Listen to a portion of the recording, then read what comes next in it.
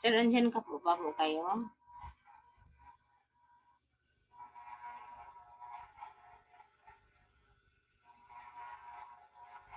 What's what's the joke?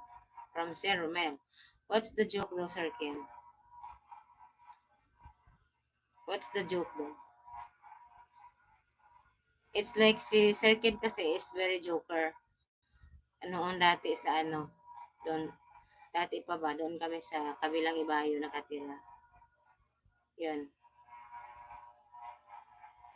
Tino-joke-joke kami na lagi ng anak ko.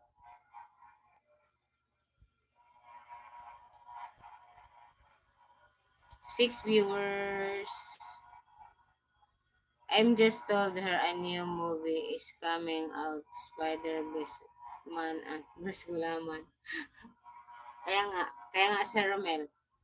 Yun, may movie daw.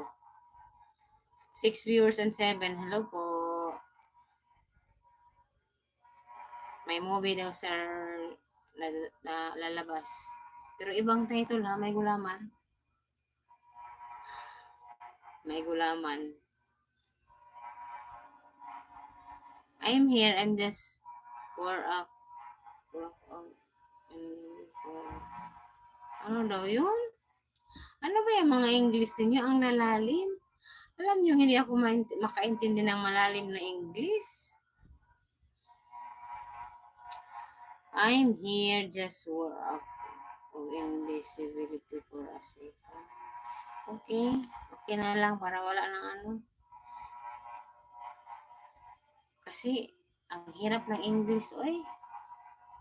Lalo na yung mga lalalim. Diyos ko po. Hindi ko kakayanin yun. Hindi ko kakayanin intindihin yun. 6 viewers. Tulog na silang lahat. Tulog na silang lahat. Ako na lang ang nag-iyaw-yaw sa aking kwarto ng isa.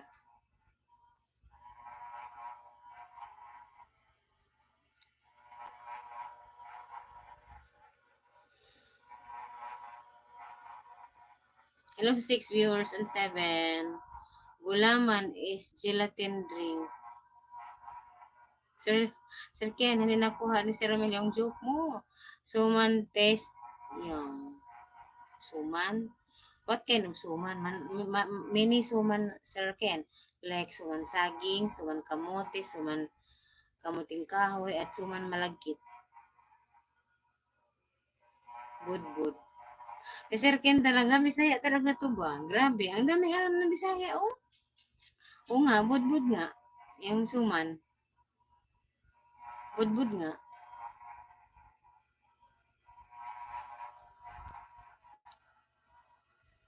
Budbud nga yun, Sir Ken.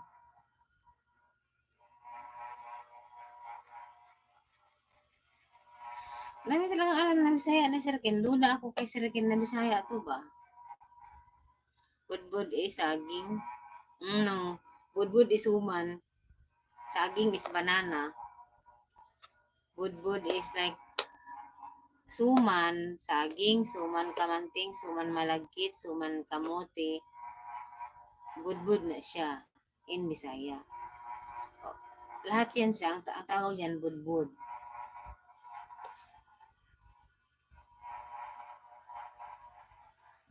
Lahat yan tawag budbud. Hindi yan ano. Hindi yan pwede tawaging iba. Oh, he meant sprinkle. Sama na. Si Romel din, pahirap rin sa English din. Alam na magtagalog. Si Sir Ken, maraming alam na Bisaya, kaya medyo makaintindi ako talaga. Meant sprinkle. Ano na? Sprinkle what? Sprinkle of what, sir? Sprinkle. Suman, sir. Suman, not sprinkle. Suman. Suman saging.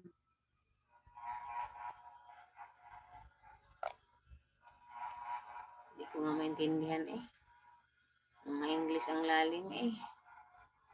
Ang Bisaya ay nahirapan talaga. Nahirapan sa kalisod ang Bisaya.